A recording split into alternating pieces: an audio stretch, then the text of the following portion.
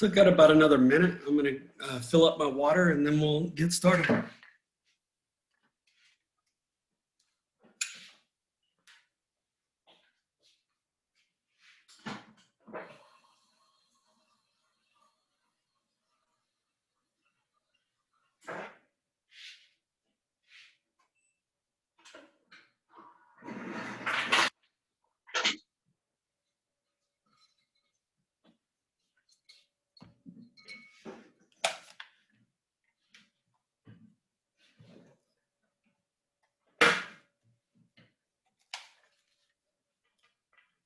All right, guys, happy Friday.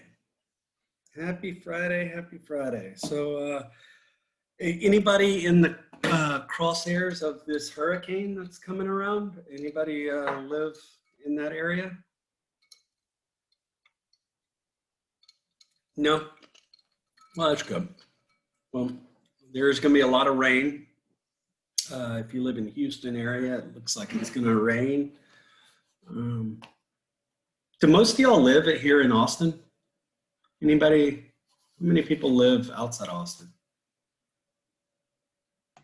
I'm out of Austin. I'm in Iowa still. Oh, Iowa. When are you going to be coming to Austin? Probably after the first of the year, Chef. See how the second wave, hits us and stuff. Yeah.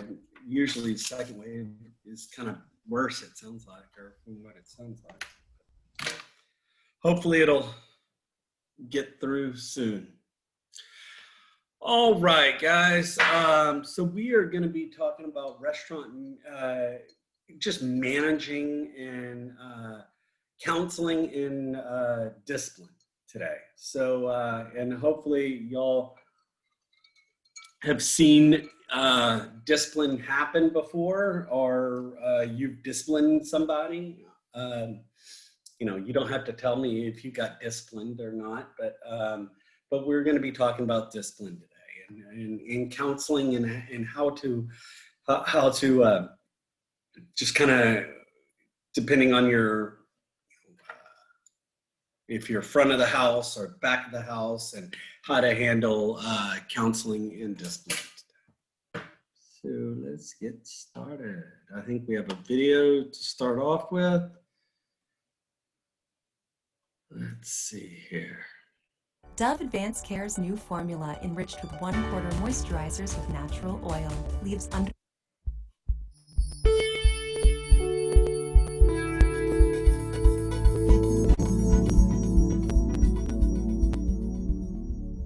Hi. So if everybody could just take a second and close your eyes. I want you to think about a moment. Maybe you're at a restaurant, maybe at your family's house, a moment when you were eating, maybe with friends or family. Think about the way that food tasted. Think about that conversation, that joy you felt eating that food. I grew up in a house where food was central to the way we communicated. If anyone else out there grew up in a Jewish household, first thing you get is something to eat every single second of the day, so food's really important. But the idea around the preparation of that food was important. I also grew up in a house with generations, so my grandmother taught me how to cook, my father was a great cook, my mother is a great cook, my sister. So food is very important, and I started to associate joy with that, and the love of sharing that joy with people became critical and paramount in my life.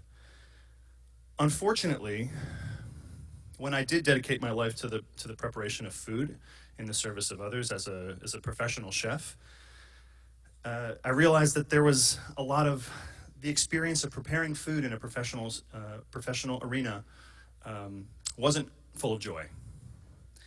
It wasn't full of great bonding memories between me and my grandmother or my mother or my father. It was full of anger and shame and fear and a gastronomic caste system that separated people based on their job title. It sought to humiliate people in order to push them to become a better version of themselves. And as I started in the business, I realized that this was just the way things were going to be. I'm going to have to just push through this, and this is the important part of my growth. I'll accept this. And then as I moved through the system over the last 20 years or so, I got to meet some great mentors, and they taught me some different lessons, and that's kind of what I want to share with you guys today. My wife and I built a business here in this small city of North Adams to create a different food environment, one in which our mission of putting better food on the tables of those within our community could be the foundation, and one in which we didn't have to fall into the same pitfalls and fear-based hierarchical structure that exists in so many restaurants today. Once we had that mission clear to put that food on the table with as much love and care, we started to take apart the pieces. Now, a little backstory, I spent the year before we decided to open this restaurant telling my wife and every single person I knew that opening a restaurant was the stupidest thing that anyone could ever possibly do. Restaurants are expensive, they lose money, and they're full of pain and agony. So my wife asked me the question, if we were gonna do this, how would we do it? And so we decided to take it apart piece by piece. First, we decided that we would talk about accessibility. That meant creating a menu that meant something different. That also meant creating a price point that meant something different. We talked about the staff, the way we'd hire people. We talked about the culture, what it meant to work with us, not for us. And then we talked about the overall way we would deal with success and failure, because those things come hand in hand together. And in the restaurant business, usually it's more failure than success. So, accessibility. We looked at price. Now, in this community, you know, and in communities similar to this across this country and of course across the world, things like fast food become the first choice for folks who are eating out. We looked at those prices and we figured that if we were maybe 10%, 15% more than that, then we could attract a group of a community that would sometimes feel alienated when new restaurants come to town. If you're willing to pay this much, maybe you'd be willing to pay a little bit more for a story and something new in your community. This became really easy for us to decide that barbecue was the best thing to do. It's simple, we'd make it our own. I'm a Russian-Hungarian Jew from Connecticut, and my wife is Australian, so there's no connection or lineage to the South or barbecue in general. But I was a butcher for many years, and she's an incredible bread baker, so we just said we'll make it our own thing and we'll call it Berkshire Barbecue. A little bit of pride for this western part of Massachusetts, and something delicious that we know everybody will enjoy. Now we needed to talk about the kind of people that we wanted to bring into this business, and for us, I didn't go to culinary school. My wife has some formal training, actually more than me, but for us it was important to find people that had the things that we couldn't train. You can't teach empathy. You can't teach compassion. You can't teach character and integrity. But if we are supposed to be the experts in this business, that means that we are the ones responsible for training these people. So we hired people with no experience. In fact, it was a prerequisite. You can't have any experience. You just have to look us in the eye. We have to like you. And we figured that if we pulled together enough people who liked one another, then it's our responsibility to teach them how to cook. I spent 20 years in the kitchen. I know how to cook. It's my job to teach you. So that responsibility fell on us. After that, it was about culture. The culture for us was about building a space where people felt safe. I won't go into the details of what it feels like to be shamed in a 3-star restaurant, but let me tell you, it's not a great experience. You can be reduced to nothing and question your life's meaning. And in fact, your life's meaning will be questioned by those above you. And they will ask you terrible questions to make you second guess everything. And every single day you will ask yourself, is today the day I'm going to be fired? This is a story that was shared to me by one of my friends in the industry, and it's true. You go into work every day thinking this is the day it's going to be over. And we didn't want to create that environment. So we decided that we weren't going to yell. We weren't going to scream. We weren't going to get stressed and angry, because if there was failure, it was our fault as owners. And I say fault in the most generous way. It was our responsibility to retrain our staff, because if we had the expectation that they were going to figure it out the first time or before they even came here, if we expected that they were so smart that they would just figure it out, then we would be batting our heads against the wall and we'd be out of business in 6 months. We also wanted to make sure that people felt as though their efforts were directly related to the amount of money they were making. So instead of creating a separation between the front of house and the back of house, a separation that usually breeds a lot of animosity in the food business, we decided that everyone was going to get paid more or less the same amount, and that all of the effort was going to be split between everybody, because we didn't hire positions. We hired people. And their contribution, whether it was washing a dish one moment, helping a customer, prepping vegetables, making a sandwich, they were all important to the contribution of the success of the business together. And maybe this was a little bit sort of a new concept for restaurants, but it just made sense to us. When we went to eat at a restaurant, maybe the waiter was bringing the food over, but the glass needed to be clean, the plate needed to be clean, the restaurant needed to be clean, you know, the vegetables were prepared with care, and there's an unfairness that breeds hate and anger that the chefs aren't even responsible for. By separating people in such difficult categories, it makes it impossible for a team to work together. Then we talked about the space. What is it about restaurants that are expensive? Well, you're all sitting in some of them. Chairs, tables, glasses, flatware, plates. We said we'll get rid of all that. In fact, no seating in the restaurant at all. Our location allowed us to work symbiotically with a restaurant next door, with another food business that didn't have any food, but they had seating. So we took advantage of the opportunity that was in front of us, and we allowed ourselves to say, we're going to say no to this, and we're going to see what happens, because we're going to own what we do, and we're going to train our people to be excited about saying no. What was interesting is that it allowed us to communicate with each guest one at a time. The way a great waiter or a great captain would treat you when you walk into a 3 Michelin-starred restaurant, we were going to talk to each guest one at a time and give them the guaranteed kind of service that we wanted to have. The food is delivered to them next door, and the truth is that when they're standing out in the cold ordering food, once they hear that we're going to bring the food to them in the warm brewery, they thank us. So it becomes really great, really easy to give great service. Success and failure were the next 2 big topics that we needed to really tackle. And of course, success feels good. It feels good to make money. It feels good to know that something that you had an idea about can work, and you see that directly. But it was also about how we showed our appreciation to our staff. We didn't wait for a big evening.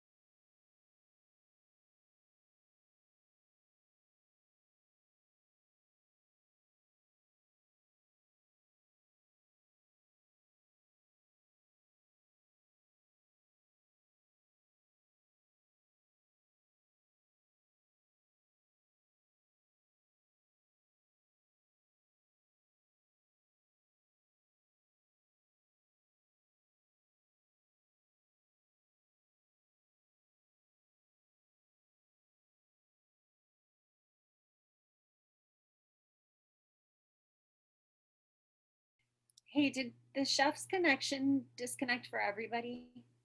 I think Yeah. so. I think so. Okay, I I was like, think so. yeah, or is that someone else? But I'm sure he'll come back. Yeah, he will.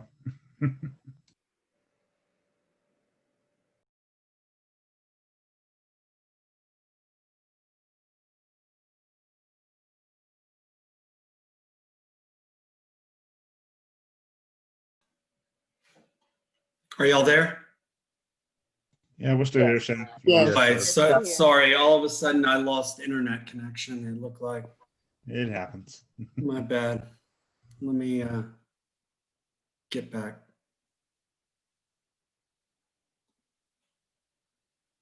And I think the weather is supposed to be bad today, so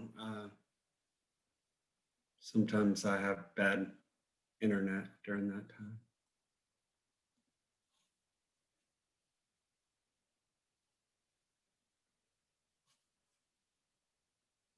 people are committed to helping one another because they know what it feels like to feel good within the community about what they've learned. And so now that means that us as owners, my wife and I, get to step back. We don't have to micromanage because our people are committed to helping one another because they know what it feels like to feel good about it.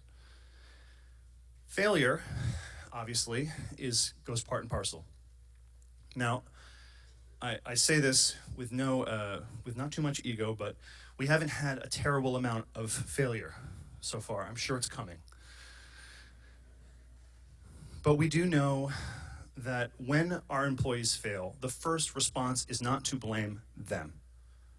The first response is to look at the situation. One, was everybody clear about the vision that we had to make this restaurant great, to serve this meal? Two, did everybody understand the work that was required and expected after we've trained? Three, did everyone understand and communicate with each other about the help that they possibly needed? And four, what are we going to do about it afterwards? This kind of talk allowed us to be calm when we approached failure, when something wasn't cleaned the way it was supposed to be cleaned, when something wasn't cut or served the way it was supposed to be. This gave us a chance to say to them, okay, let's take a step back, let's assess, and they don't feel beaten down. And I know that it can sound like we are not communicating our issue, but you'd be surprised at what level of pride people take when they know that their failure does not mean the end of their career. It means that they're growing and you're willing to invest in their growth. Now, this is all great talk, but I have a story to share that kind of sums up a moment that we experienced recently. And I think it brings it back to the idea of what it means to build this kind of restaurant family. A few weeks ago, we had to let some people go. Now, if we talk about failure, that was our responsibility. We didn't have a plan going into the winter, and unfortunately, we were a little bit too hopeful that we were going to keep making enough money to support these people, but we just couldn't. We had to make a decision. And because we're the owners of this business, we felt as though it fell on us to decide. This is our job to do this. This is the dirty work that we signed up for, and we had the conversations that needed to be had. It was not easy, and it was not a short conversation. We thought long and hard about it. How are we going to make this work? So we had the conversation with those people, and a couple days later, one of our team members came up to me in the office and pulled me aside and said, I needed a couple days to cool down. I was really upset. And I speak for the rest of the team here because we're all angry at you. Because if you had come to us with this request, this need, this emergency, all of us would have given up a day to keep these guys on the team. We all would have made a sacrifice for the greater good of the business. For me, the first feeling I felt was embarrassment. I was humiliated, horrified. I felt so sad that I had done something so foolish to not think to include these team members, these family members in this kind of decision. And then I kind of felt proud. I felt like this was what we wanted to do. And right on cue, this team member said, if you talk about building this kind of business where we're all family, then you have to include us in these decisions because we're all willing to put up or shut up. We're all willing to be here for the greater good of this business. And so when I think about what I wanted, what my wife and I wanted, what this business means to us, the idea of being in service of others, that's really what restaurants are. They're about giving a piece of yourself, a memory, a dish to someone else, a stranger, and then building an experience around that table. We wanted this, and we built it. And so far, it's been good. And I'm sure we'll have our troubles. But it provokes a bigger question, which is, what is the future of this industry? An industry that supports not just the good, but the bad. Drug abuse, stress, anger, fear, depression, low pay, no pride in the work, and certainly a part-time job on your way to some other greater path. We knew that if we were going to take this challenge, we just wanted good people to be feeling that they were going to be better on the back end of their experience with us than they were at the beginning. And so when we think about what we accomplished, it's because of North Adams. It's because of cities outside of the major metropolitan areas that give chefs and small business owners an opportunity to risk a different model and hopefully provide a future pathway towards a business that can support people from all walks of life and not leave the tread marks over their bodies and over their emotional psyche for the generations to come. If we are going to be the people leading and teaching as chefs and as owners in our particular case, then it's our job to leave something better behind for us. And so when I think about what the dynamic means, how we need to change it, it's removing this fear, this anger that exists from chefs hell-bent to prove that they know something and wanting to prove it at all costs, certainly at the cost of the mental health of their employees. That if we replace that with a different level of compassion, accessibility, accountability, removing the shame from failure, and knowing that growth is expected when you start something for the first time. Thank you very much.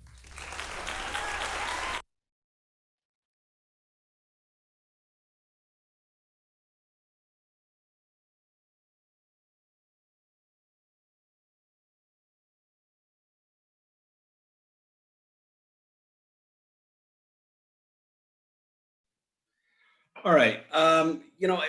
I think that video was great because it kind of talked about how he had to talk to his employees and his what he called family, because you are one big family, and if you don't communicate like we talked about properly, and the employees talk to the management team or whatever else, then he failed, they failed, and it's that communication. It's that trying to make sure that people get trained properly, all of those things. But the one thing that failure is, if there was failure when it comes to the employees, it's their fault. It's the owner's fault. It's the manager's fault because they weren't trained properly. They didn't, get the right information. So, we need to address all of those things. And when people fail and when people mess up, how to communicate that, right? Or, again, I've had chefs that would throw pots and pans or get upset and, cuss you out, just kick you out of the line, send you home, do crazy stuff, right? But none of that fosters a good work environment. And it doesn't help people learn. When I'm yelling at somebody, it's not going to teach anybody anything other than piss people off, right? And then we're going to have a conflict, and conflicts are what we're going to be talking about today. What is the role of a supervisor? What's the role of the supervisor counseling in discipline? Okay, what do we do when we need to counsel somebody or discipline somebody? Supervisor is the one that oversees and manages the team individually and make sure that the performance is satisfactory or is good, and that people are doing their roles properly. Let's see, depending on the size of the facility or your staff, depends on how many people you have to manage and what kind of positions. I could If I'm the owner, I'm going to, I could manage everything if I wanted to, or whatever else. So, but it just kind of really depends. Supervisor oversees the day-to-day performance of employees. Guys, oh, you know what? Am I not sharing? I'm not sharing, am I? My apologies. There we go. Everybody seeing it now? Yeah, we're good. So, All right, thanks. All right. So we people, basically a supervisor deals with day-to-day performance on employees. Okay. When you're, it's just an everyday type of deal. There we go. Okay. Front of the house supervisor oversees all the aspects of the front of the house. They deal with customers, they deal with staff, they make sure that everything in the front of the house gets taken care of. What do you think else the head supervisor or lead or the head supervisor that's in the front of the house, what else do they do? What is their job? What else do they do? Anybody? What are all the things that they have to deal with up front of the house? Anybody have things? They've got to make sure that they handle, any sort of basically disgruntled issues like the Karens or the Kens, right? All of those people, they're supposed to deal, their communication against from the front of the house and back of the house. They have, let's see, they get the food from the back of the house and bring it to the front of the house and make sure that, the supervisors manage all of those employees. Front of the house supervisor oversees the front and back of the house restaurant, ensures customer satisfaction, maintains quality of the food. Yes and no. I mean, they are the last resort. They are the last people that get to see the plate before it goes to the customer. So I do want them to look at it, right? But sometimes they don't look at it or whatever else. But they are the last people to see that food. So you always want to make sure that I get the staff to basically look at that food before it goes out, because if it's wrong, they could fix it. They oversee complaints. They project the needs and goods of the kitchen supplies, the cleaning supplies. Sometimes, if they do the ordering for the cleaning for the front of the house, it really kind of depends. But sometimes the chef has to do that. But that's front of the house. Hold on.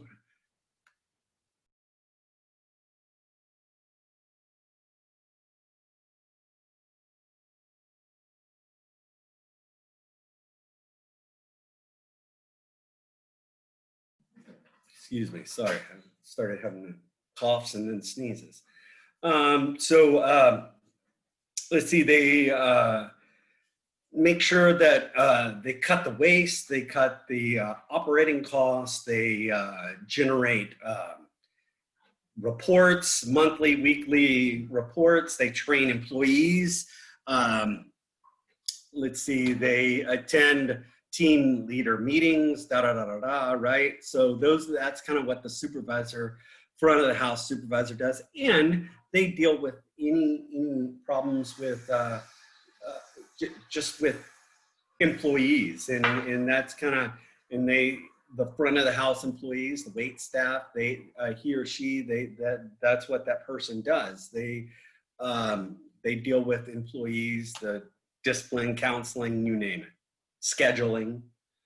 Back of the house supervisor, that's usually executive chef, or, someone like that. The kitchen supervisor plans the menus, sets the prices. They do all what I would call the administrative work, right? And they come up with the menus, right? You don't want any random person coming up with the menu, right? You want someone that knows exactly what it is, that come up with the menu, the costing.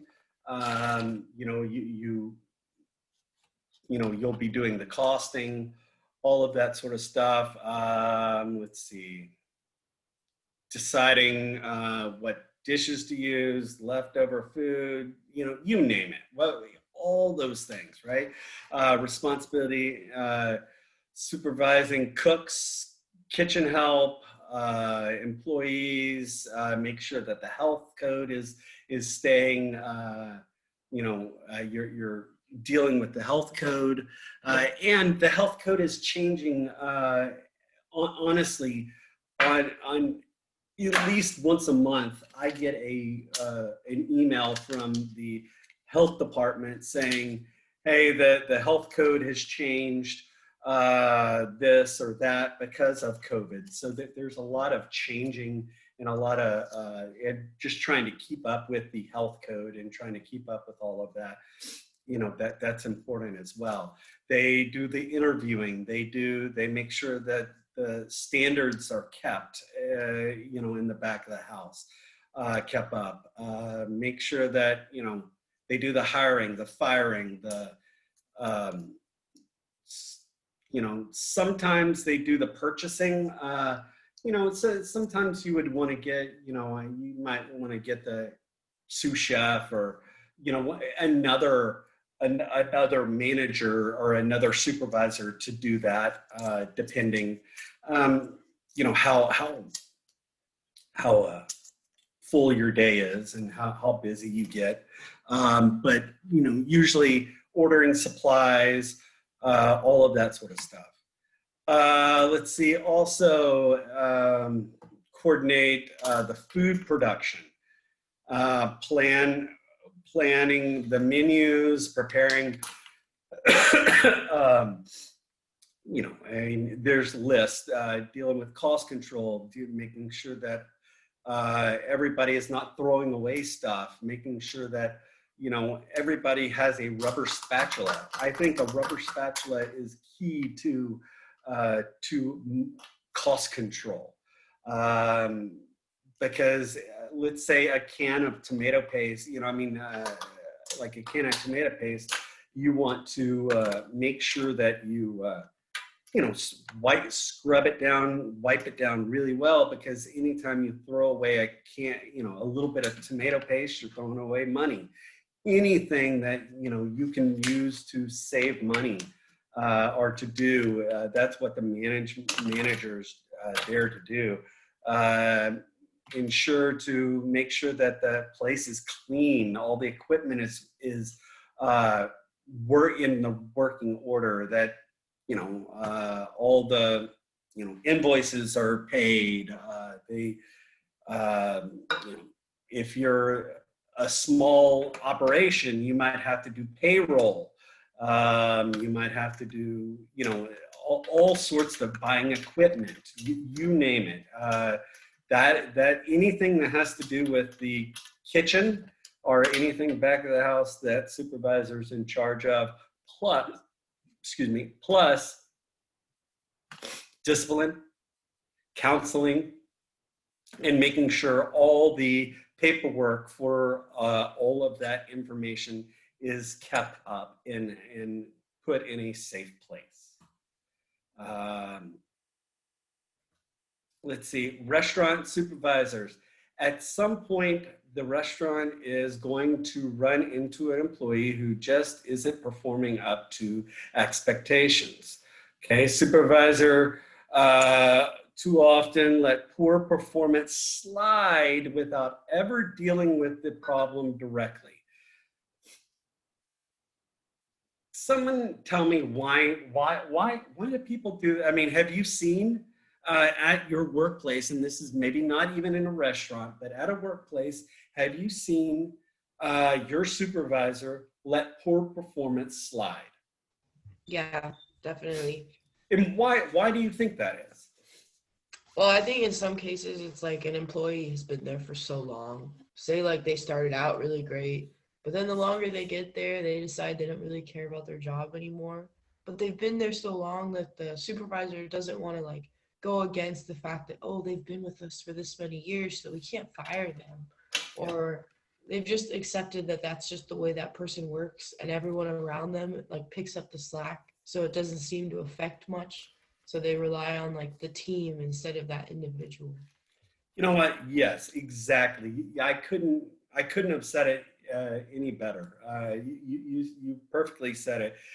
And these are situations where, man, it's crazy, and I absolutely, it drives me absolutely insane. And I've had this happen so many times where I feel like the one individual is affecting my job. Like, they're slacking their inability to do their job properly or whatever else, because they've been there a long time. And that is a big problem. People being there a long time and being stagnant and not wanting to learn, and knowing every stupid shortcut around, or knowing what they can get away with, what they can't, all of that. And it is kind of difficult sometimes when someone like that causes your job, makes your job even harder because of that. And you need, as a supervisor, you need to nip that in the bud, right? You cannot let that, you can't let that happen. You've got to nip it in the bud, because if not, it's a cancer, and a cancer will grow and grow and grow, and it will get worse and worse and worse. And it's just going to cause more problems. And we had a situation like that at one of the culinary schools I worked at, at Le Cordon Bleu, where we had a person that, a good example, the storeroom, the person that was in charge of ordering all the food, all of that for all the classes. That person was going, had been there a long time, and just was kind of slacking and was not checking in the orders properly, and getting the people to look at all of the, like the tomatoes and everything like that. And then whenever my class, I started, cooking or whatever else, and then all of a sudden my tomatoes are nasty, or I got wilty, this or that. And then the inability for that person to do their job, or managing their job, affected my job, because then I had to make excuses to the students of why the food was crappy, or why this was that, or whatever else. So when it affects your job, it really, and when the supervisor, and I went to my supervisor and was like, man, I mean, how can I, tell my students that we get quality food, and you get this kind of crappy product, or whatever else. And they just were like, oh, well, and they didn't really do anything, because that person had been there a long time, and they didn't want to make any waves, and it affected my job. It affected all the other students and all of that. So you've got to realize, if you let things slide, it's got a domino effect, right? It affects other people and other things. So you need to directly deal with that as a supervisor. That is your responsibility. And, sometimes it's like a parent, it's like me as a parent. I've got 2 kids, and I got my oldest is 18 and my youngest is about 15. So so I mean, it's like a parent and parenting. I choose. Sometimes I turn a blind eye. Sometimes and sometimes that's good. Sometimes it's bad. And it's just kind of. But as a supervisor, you cannot let poor performance go unnoticed because everybody else is going to notice it, and it's going to affect everybody else because everybody else is going to have to pull the slack for the other poor performing people, right? So that's the kind of the deal. Discipline in the workplace is the means. It's basically what the supervisor does. It's they're having to deal with the people's behaviors, people's decisions, what they decided to do, making sure I'm in charge of not making rules, but upholding the rules and the laws or whatever else of the restaurant or the state or what have you. I'm in charge of basically policing it, right? Or you would be as a supervisor. You're in charge of managing those rules, or putting rules, maybe making your own rules. Depends what kind of job you're in all of that. You can make up your own rules, or maybe your company has their own handbook and their own rules that you've just got to abide by, but you've got to enforce those rules, right? As a supervisor, that is your job, to enforce those rules. And sometimes it is not fun to enforce those rules. Making sure that, we've all seen unacceptable behavior in a workplace, right? We've all seen it, and I used to, on TV years ago, there used to be like a TV show called Caught on the Job or something like that, where, they just had videos of people just caught on the job doing stupid stuff, right?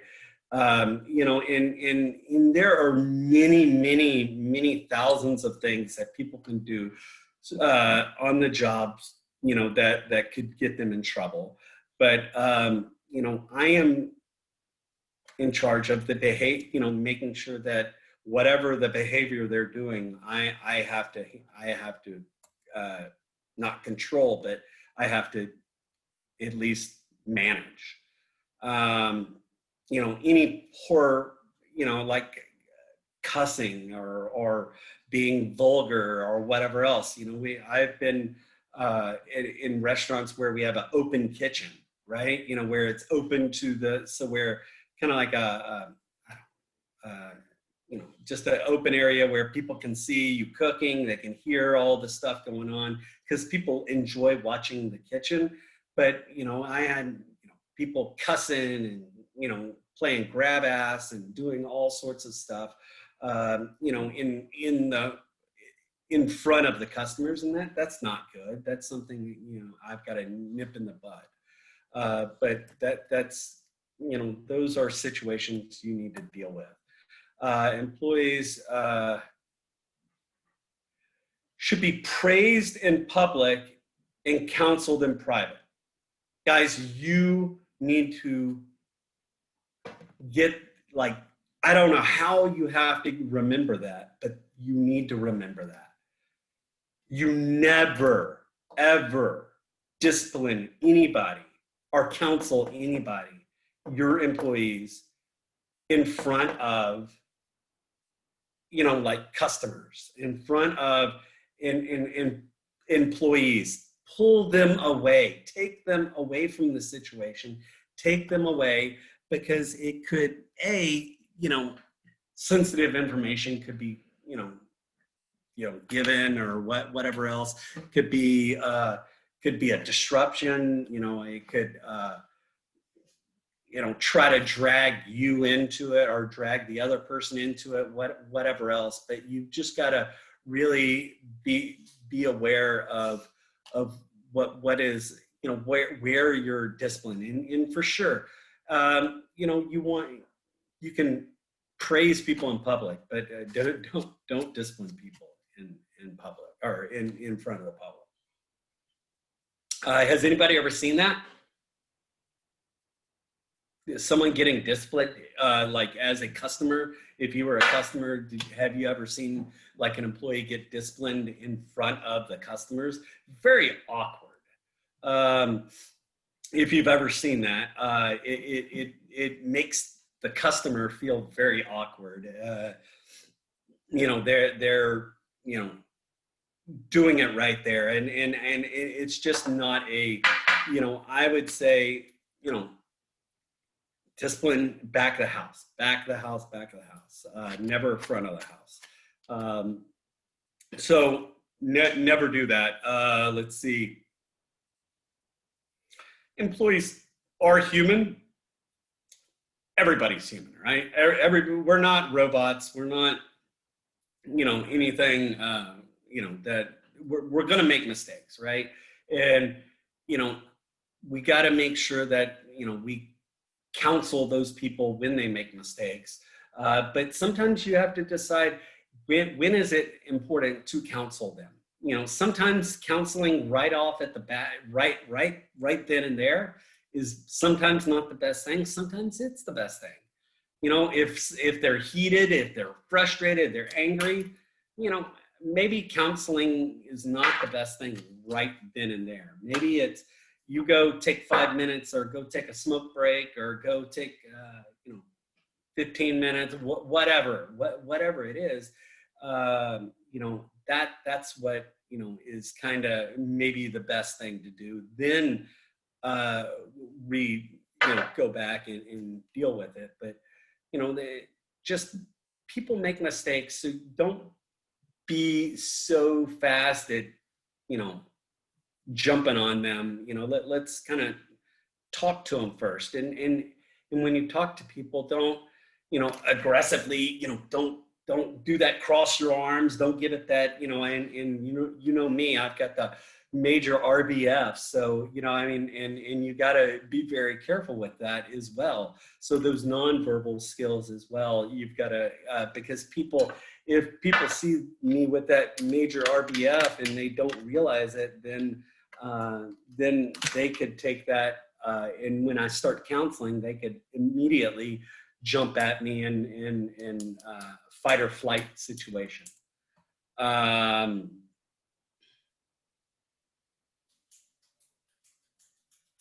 right, guys, let's take a 10-minute break. Come back at 7:10. Cool. 7:10.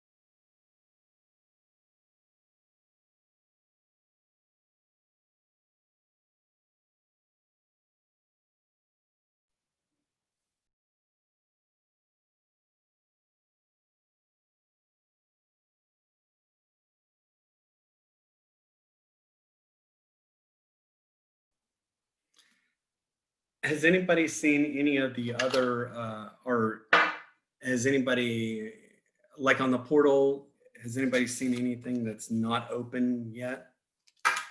Or have I opened up all the things?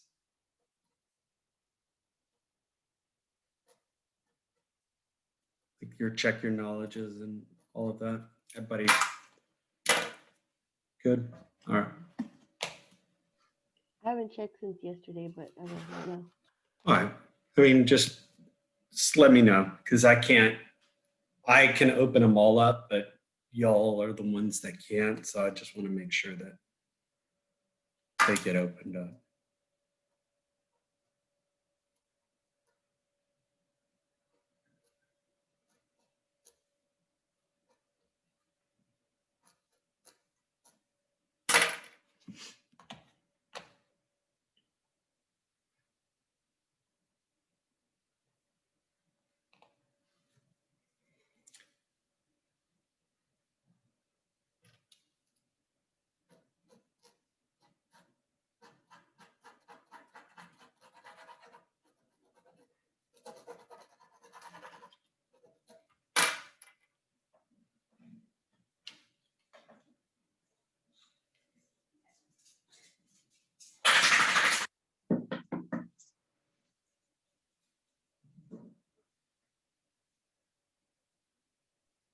They do seem to be open.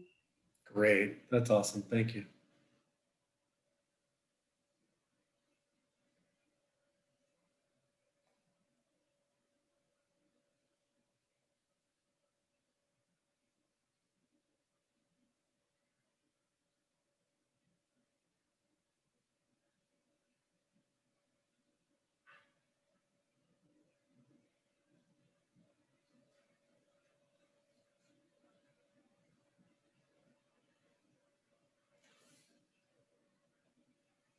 I got you.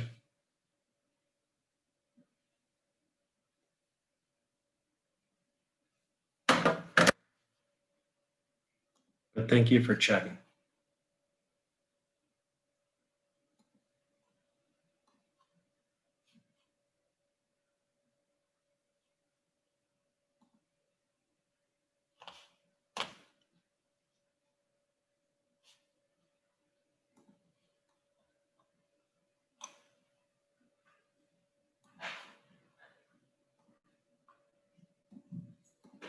Your internet working?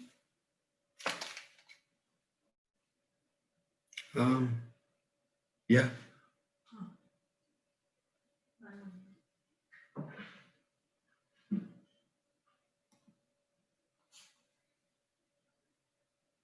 Yeah, I think my internet's working. Do you want me to go look at your computer? Okay. And I'm on break. I can reset our modem if you'd like, real quick. All right. Hey guys. Anybody there? Hey, I'm gonna just leave the meeting for a minute, and y'all can stay here. I'm gonna reset my modem because my wife is having problems getting on to the internet on her computer. So let me I'll get back on in just a second, okay? Okay. Yes. All right, thanks guys.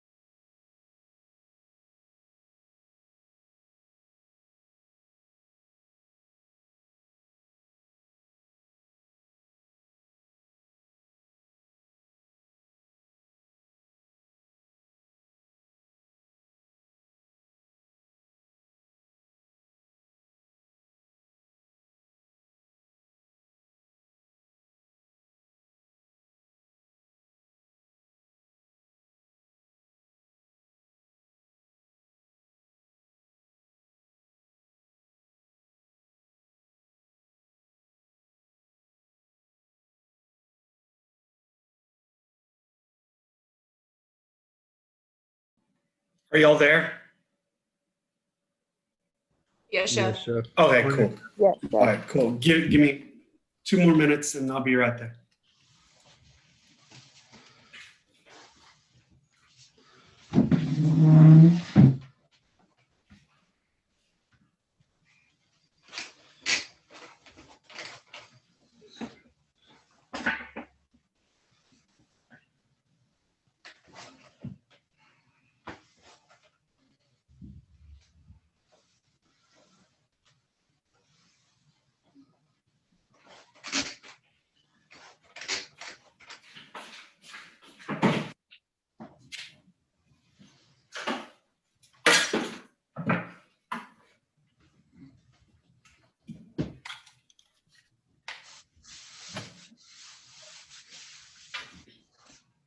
All right, I'm back. Sorry.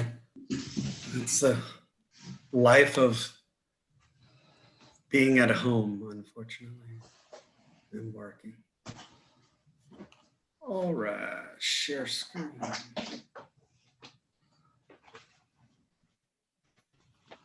All right, we're back.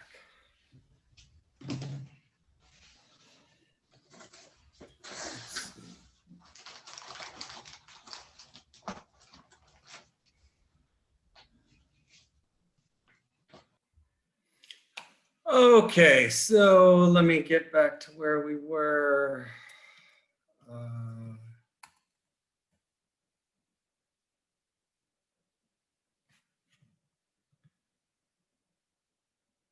Oh yeah, praise and discipline in the back.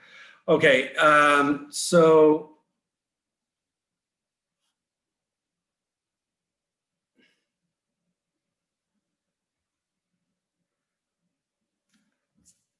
okay, so who wants to read this slide for me?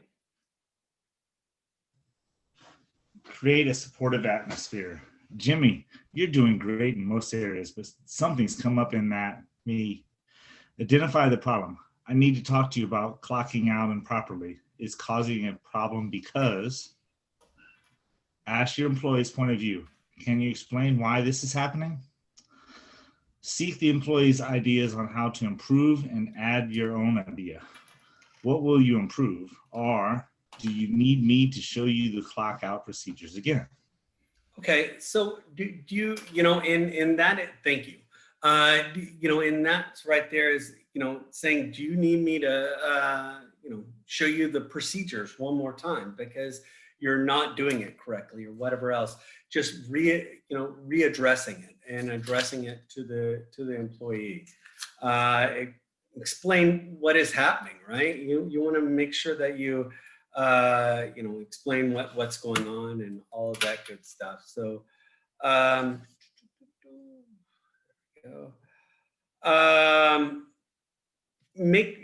could you finish this last, these 2 points for me? Or read these last 2? Optionally, put the session and any agreements in writing. We're in agreement on this, so I'm going to write that we had this discussion. I'd like you to read this and sign it. Establish a follow-up if necessary. Do me a favor and hold on to your clock out slips for the next week. I'll check them next Saturday to make sure you're back on track. Thank you, Gary. Okay, now for why would we want someone to sign something or have it written down? Anybody? So if they improve, we can track it. And then if they don't, we can give them the honest feedback. There you go, right? You want to make sure you have good feedback. You want to make sure that they improve, and they have something, what I call black and white, sitting there in front of them, right? And they've got it, and they can look at it and decide, hey, I need to, get better at this or that or whatever the case may be. But it's one of those things where I always, and you always want documentation. Document. Anytime you discipline, anytime you do anything like disciplining anybody, you need to document everything. Okay, you want to track it. You want to make sure you keep it, because again, you need to you need to follow follow the rules and of the supervisor, and you need to document any sort of discipline that are redirecting. When I have to redirect someone over and over and over again, that's part of that's kind of discipline when I redirect somebody. So you need to make sure you put that in. Maybe you don't always have to get them to sign it, but I would always document and have documents, have it sitting there, so where you can, especially for when you're doing reviews and evaluations and all of that at the end. Let's see. Employees feel less treated, less threatened when okay. So when you don't want your employees to feel threatened, right? When I'm counseling them, or when I'm dealing with a problem or what have you. You don't want to make the employee feel threatened. So you need to kind of approach it in a couple of different ways. Now, again, there's going to be, you can't control it, right? You can't control what your employee feels, right? I can't make them feel not threatened, but I'm going to do everything in my power to avoid any sort of conflict or any for them to feel threatened in any sort of way. Because when people feel threatened, it's kind of a fight or flight, right? They're going to either fight or flee type of deal, and they're going to maybe verbally fight. I'm not saying like fisticuffs type of thing, but just verbally, whatever else. So you need to be aware of that, and you need an area that is calming, or is in a quiet area that you can deal with the counseling at that particular time. It would not be a good idea to counsel someone right during service, right? That's just not gonna like on the line. It doesn't really work that way, or very well. So you need to really be careful on that. Focusing on the problems itself. Don't try to make it personal. You don't want to turn it personal. You want to say, you don't want to ever say you did something wrong. I want to say, okay, you didn't, these rules you didn't follow, whatever else. You want to watch your verbiage. Just watch your verbiage. When you're counseling, has anybody ever seen counseling gone wrong in a job? Like someone trying to counsel somebody, and it just turns into a yelling match, or something like that. I mean, that's just never a good thing. So you need to not, you gotta be professional. You go ahead. I was just gonna say, there's always a tactful way to give feedback, even when it's really negative.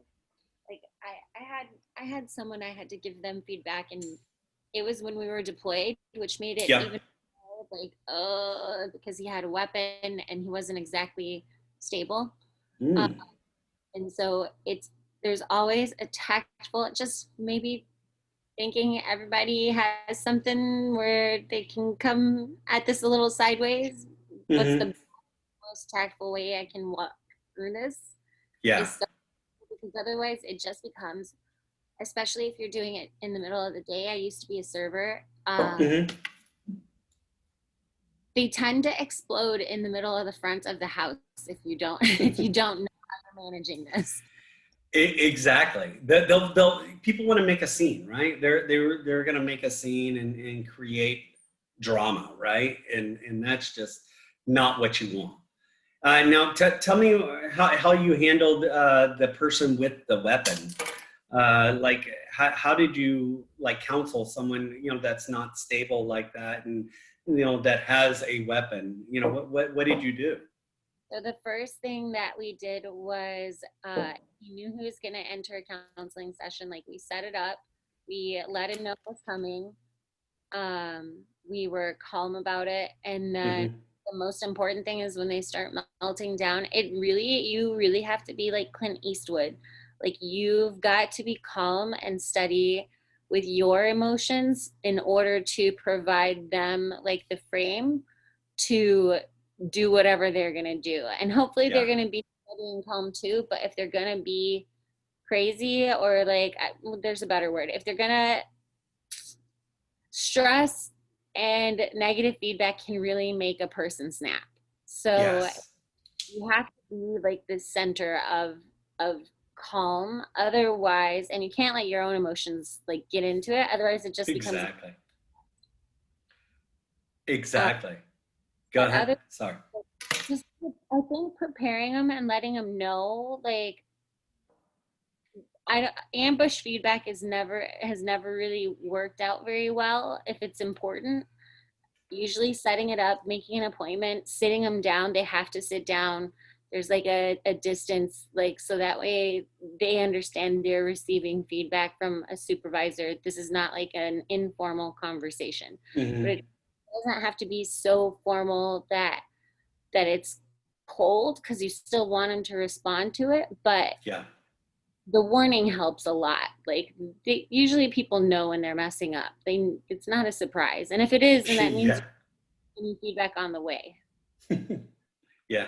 No, I so appreciate your input, and I so and that's great. I mean, you said exactly what needs to be done. I mean, we could probably be done with the class now, because you pretty much said everything that you need to do. You need to control, as the supervisor, you need to control your emotions as well, because this person's pissed off. They might be saying stuff or doing stuff or whatever else, but you need to keep yourself in check, because they feed off you, right? They're going to, if you get uppity, or if you get starting to raise your voice, or you're starting to bring it up a notch, they're going to start bringing it up a notch, and it's kind of a process, and then it can go crazy. That is also the reason why you want to, I would highly suggest you having a third party in with you when you are counseling, especially nowadays, because it is a he said, she said, or she said, he said kind of a deal, right? When people are getting disciplined, there could be, or counseling session, there could potentially be problems. So the ideal thing to do is to have someone in there to help you moderate this, and to manage, and to help kind of watch, and be like the third party of just kind of like the counselor, or just someone sitting there listening. Because if there is any, if someone says, well, Chef Cliff, you grab my arm and push me out of the way, well, I at least have someone to, verify that I didn't do that, or I did do that, one of the two, right? But making sure that you keep calm, have a calming area, or have a quiet area. Don't be, as formal. Sometimes I would sit like this guy in this picture, kind of right beside the person, to show that don't have the big desk in front of you, right? Don't have a barrier, because if you have a barrier, that makes people feel like they're in trouble even more, and that could cause more problems. So, sometimes, in a round table or in somewhere that's conducive for talking and all of that. We don't want a loud place, and just away from the other people and away from employees as well.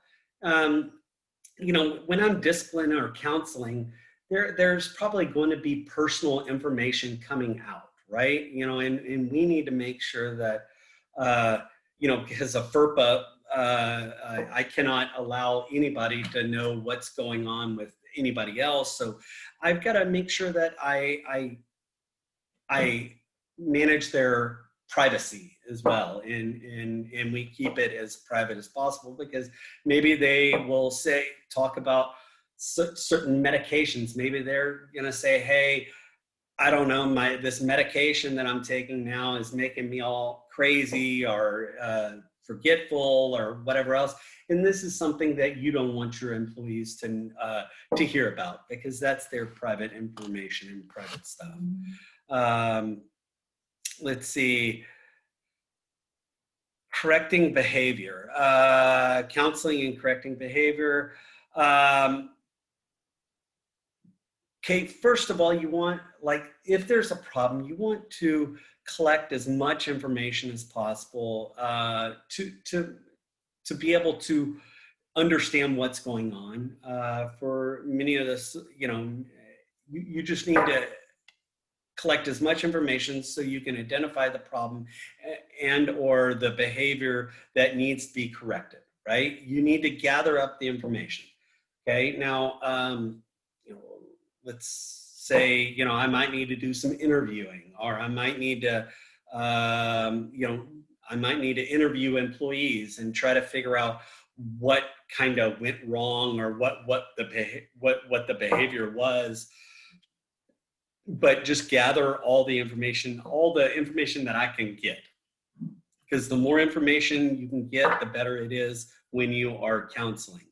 And before the supervisor sits down with the employee, they need to kind of outline their points, because if you don't, sometimes you can get off the topic.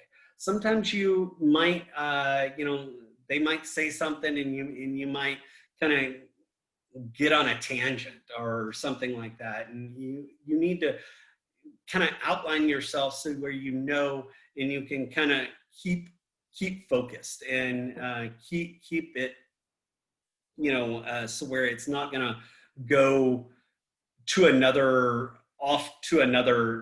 problem or whatever else, or people can redirect or change, create distractions, if you will, and we see this a lot right now in the political arena of creating distractions so they don't so people won't see the other behaviors and all of that. So you want to make sure that there's no distractions, and you keep up with in the outline, and you stick with what you're going there to discipline for or counsel for.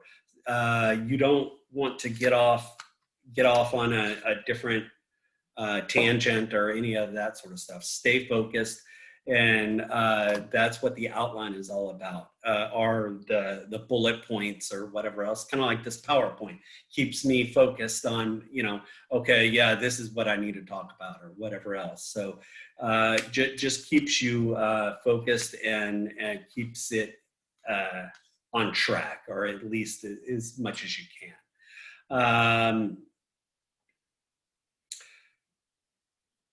First of all, you never want to push an employee. You never want to, push them to a point where they, will lash out. Again, that's the goal of trying to counsel, is to not push them to a point of no return, but trying to counsel them and to prove their performance. So, and never say, you're stupid, you're, all of that. Talk about the performance. I want to help you, get better at your performance. I want to help you with your ability to, get here on time, whatever it is. And if there is some behavior that this person did, and it is, for sure they messed up, always have it written, have the handbook with you. Always have your employee handbook or your, whatever, if you have rules or regulations, or if, drinking on the job, whatever else, have that handbook available so where you can refer back and say, okay, Johnny, I've got on in the page 2 of the handbook, you have, it states that, you cannot consume alcohol on the premise in any point at any time.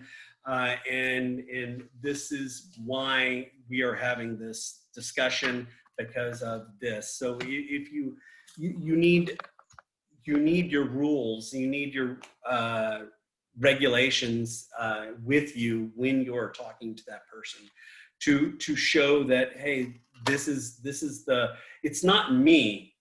Hey man, it's not me that's that these are the rules. And sometimes as a manager, sometimes I will blame it on the rules, or blame it on, hey, I love you, man. I love you, but you know what? These are the rules, man. I cannot change the rules. And I didn't make these rules. It's the company's rules. I'm not the person that created it, but I got to enforce it. And I'm sorry, and all of that, to avoid it turning personal, because once they feel that I am out to get them personally, or I'm trying to destroy them or attack them in any way personally, when it turns personal, then I've lost.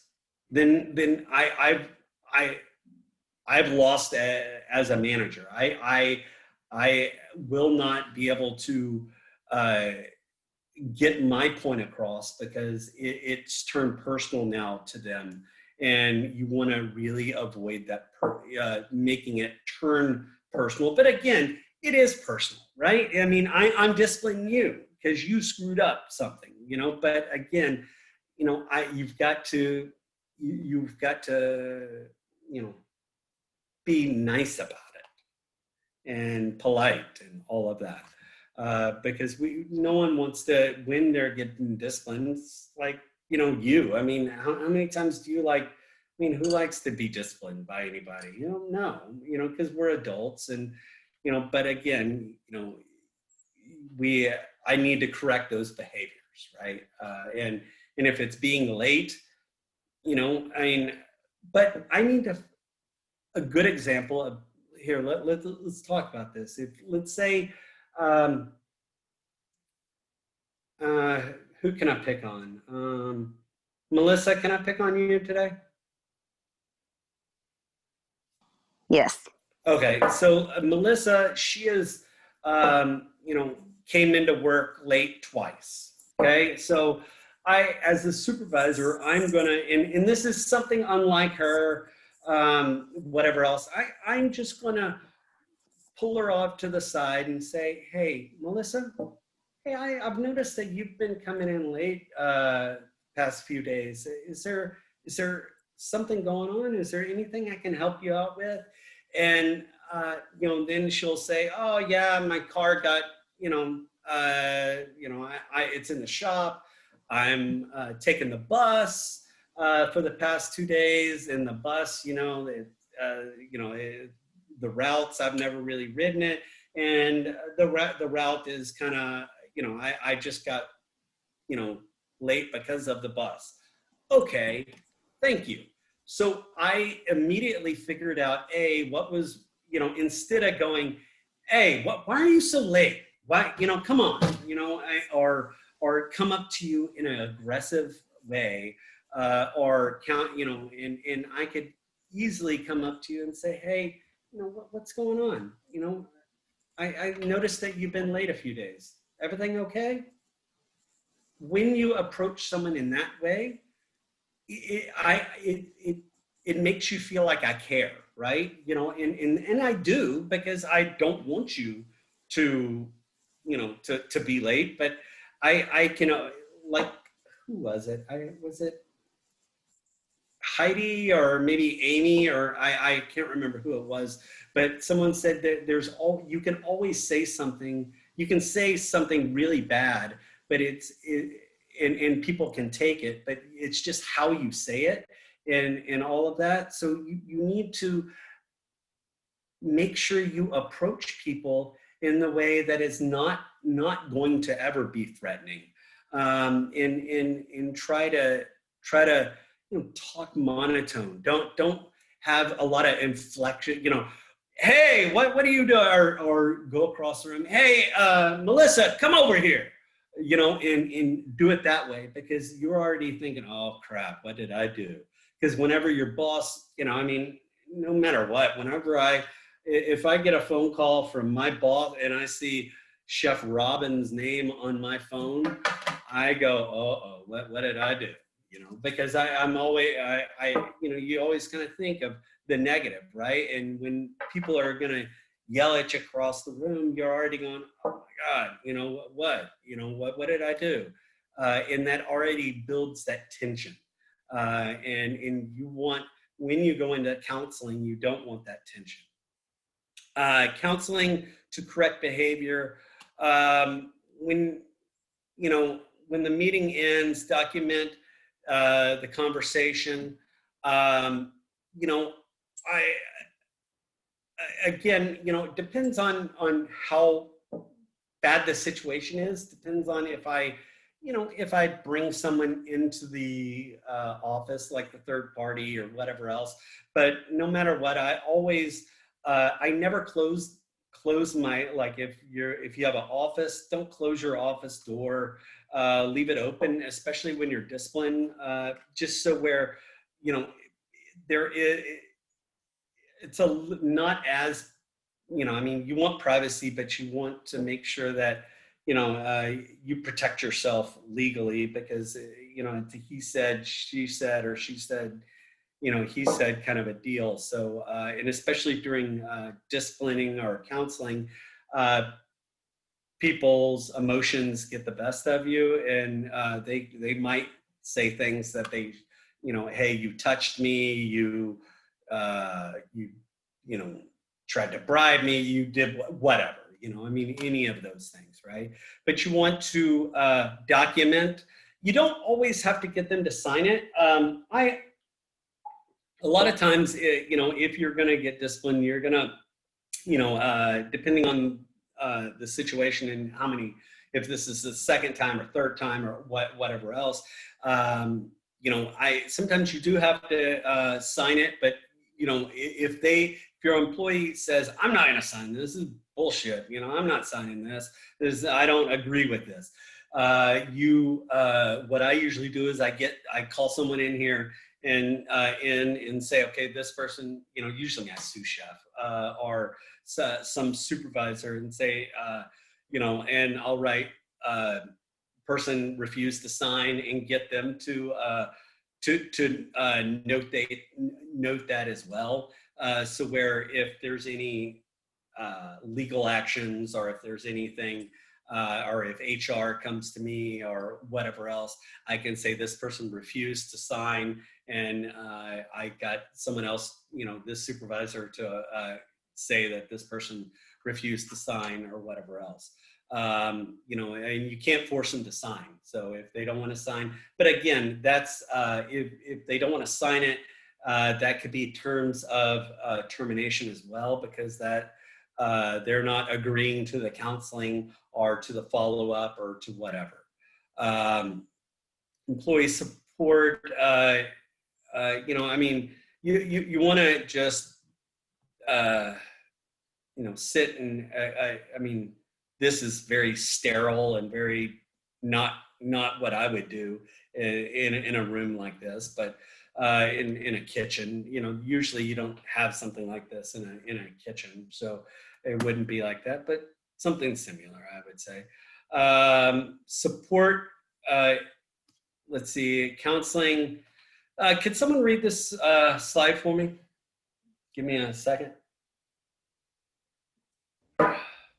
Counseling is an employee support intervention that is usually short-term in nature and provides an independent access to a free confidential feedback related to his or her duties in workplace. The counseling process is about providing a sounding board for an employee, giving them a safe place to talk about issues that trouble them, and allowing counselors to help them find their own solutions to problems or develop better ways to manage issues. Thank you. Let's see, workplace counseling offers support to people in the organization across all sections, locations, or sizes. In some organizations pay for counseling. For example, like, there's sometimes a 1-800 number counseling service. I know our company, our Escoffier, just rolled out a kind of a counseling service. If for employees, if they need any sort of counseling during, or any sort of mental health needs for, especially during COVID, they kind of rolled that out just recently. Some sort of counseling service, any of that sort of stuff. If you do, in a lot of times, one of the HR, if you have an HR in your facility, like some restaurants, mom and pop restaurants, they don't have an HR, human resource person. But if you do, a lot of times the HR person is sometimes a counselor, or they are considered counseling for sure. But let's see. Causes of discipline actions in a workplace: excessive tardiness, rudeness, harsh, harassment, sexual harassment.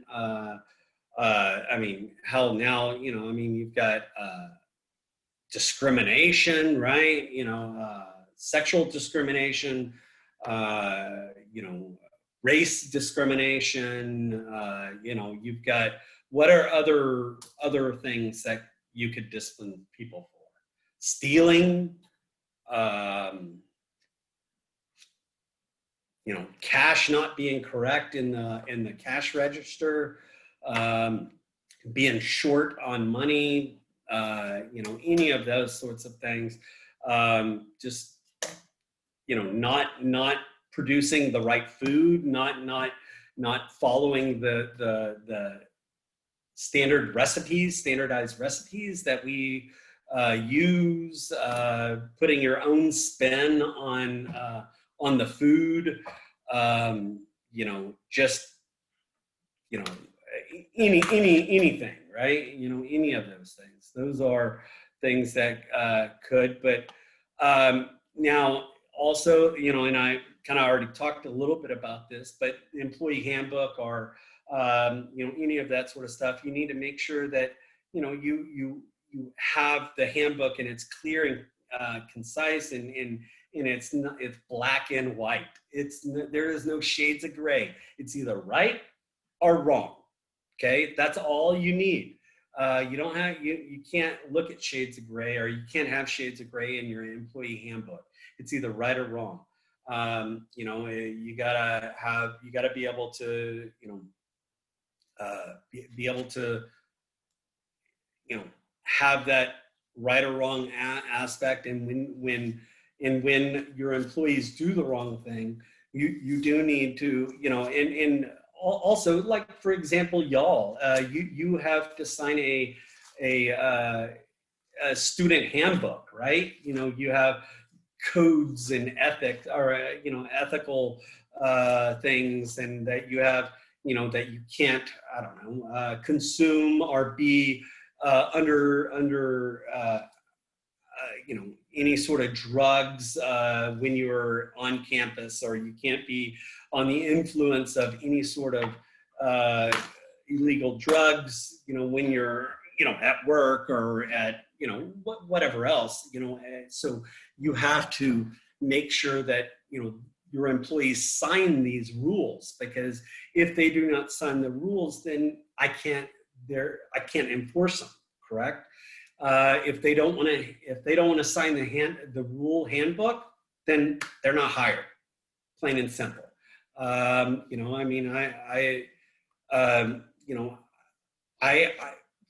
Here's another example for me. I'm a chef instructor at Escoffier. I cannot, quote unquote, fraternize with the students, right? I can't go hang out with y'all and party with you. I can't, go and hang out at a bar or whatever with you, because you're a student, and that's against the employee handbook. So if I was seen hanging out with Melissa at the bar, just chilling, just relaxing, and then and someone sees me, I could easily get fired, or up to termination.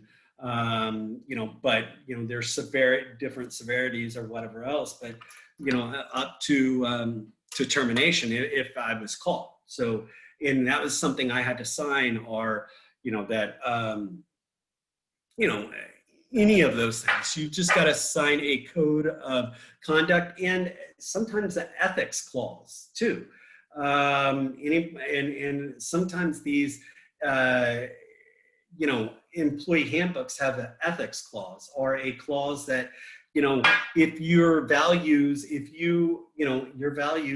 go against the business. I mean, just think about all those Karens and all those Kens.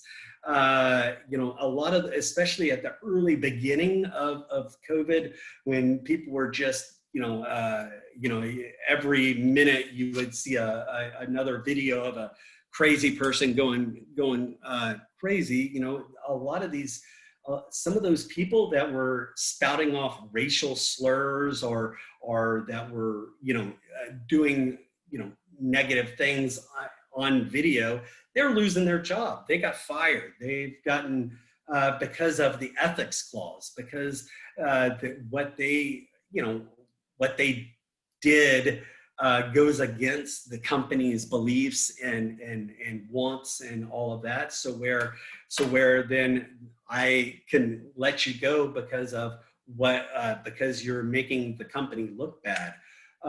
Same thing for I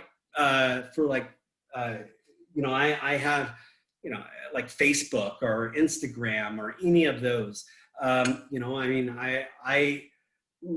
My company or companies, they don't want, because my camera got blurry there for a second. Oh, wow. All right. But for example, if I put some racial issue, slur, or whatever else on my Facebook, that would make, on my Facebook page, I have that Cliff Dickerson works at Escoffier Culinary School. Well, so that means that that looks bad for Escoffier. So I could easily get fired for that. So you need to be very careful on what you do and how you do things, and when it comes to the handbook, and making sure that your employees truly understand what the handbook means, because everything revolves around that handbook, and their job livelihood revolves around that handbook. Guys, can we take another 10-minute break? Y'all good? I'm good. All right, let's take a 10-minute break. All right, cool. Thanks, guys.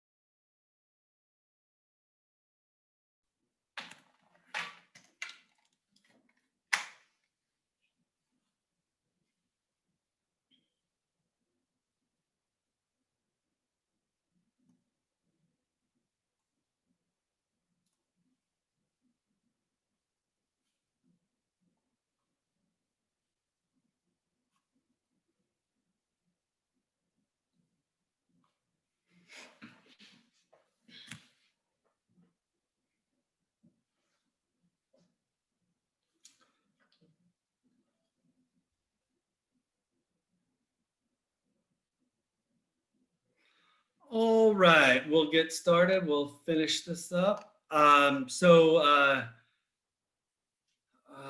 was I?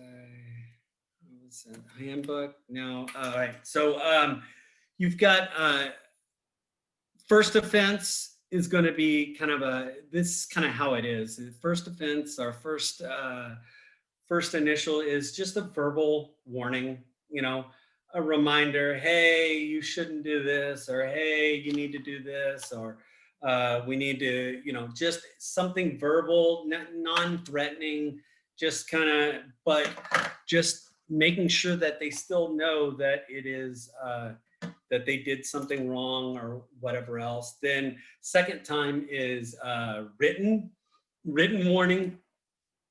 And then they have to sign that usually. And then the third is suspension. And the fourth is basically dismissal, right? Firing.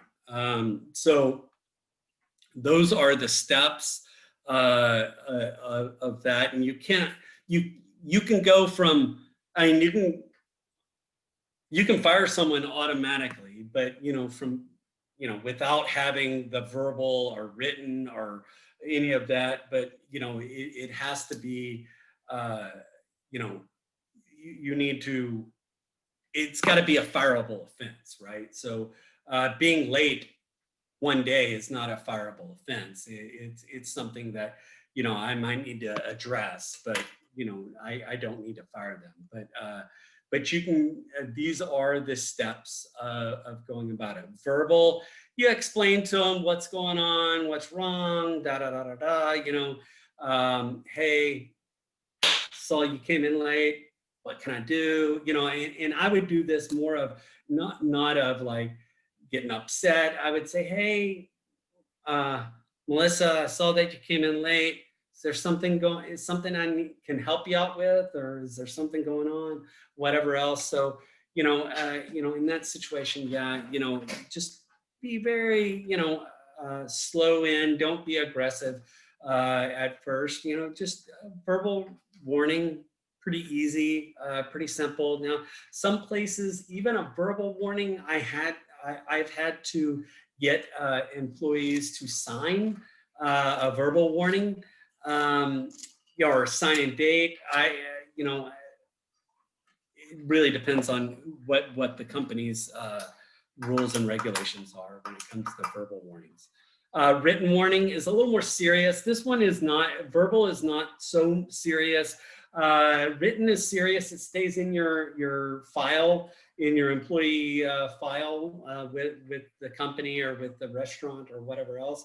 A little more serious. It usually has corrective behaviors that you need to get done, or some sort of things that you might need to do to correct these the actions or behaviors. Maybe I need you to attend a anger management course, or I need you to whatever, what have you. But but in general, it's one of those things where it's a little more serious, but it's something you need to make sure you have documented and always save. Especially nowadays, we've got clouds, we've got cloud storage, all of that, right? I would save it for a long time, but because of for the duration of your restaurant, because it could come back to haunt you if they you need to save all the documentation. Suspension, suspending someone, hey, I need I'm going to send you home. And usually suspension is something like somebody's fighting at work, or maybe I caught them outside, maybe at the end of the day, hitting the one hitter by the dumpster or whatever else, or I've caught them doing sexually, not sexually harassing, but just kind of verbally abusing somebody, calling people names, whatever. Whatever suspension I need to suspend you on. But usually when you suspend somebody, it's got, when they can come back to work. Usually they have to, before they come back, they need to come talk to a supervisor or need to sit down with somebody to make sure that they, that everything's okay and all that good stuff. So, we've got that. And then, so suspension and making sure that they understand that, they're maybe suspended without pay, suspended with pay, depending, right? It really depends on what the severity, what they did, and where they're at. But it is a punishment, and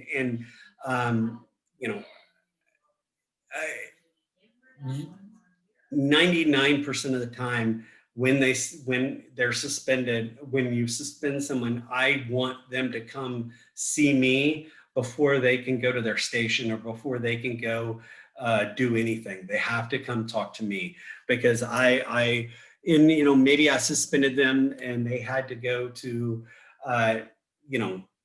some sort of counseling service, or they had to go to some sort of something like, for example, I've had students, we've suspended some students for being angry and creating a scene.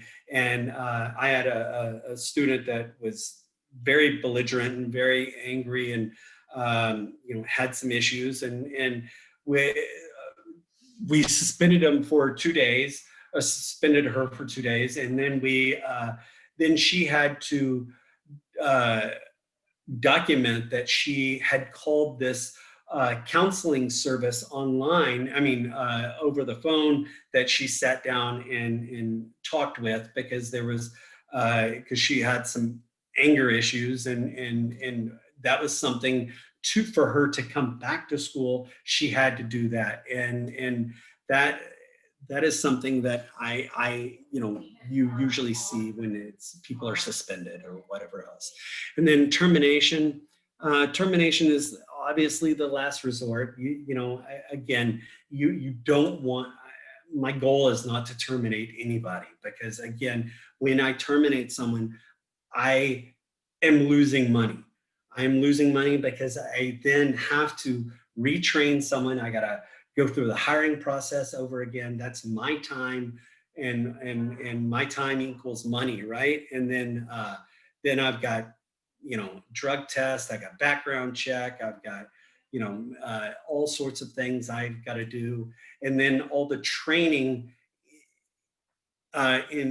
with that as well, to train a new employee, to train all of that. So my goal is not to terminate people. My goal is to make sure that, that suspension, or that written, or that verbal is enough for them.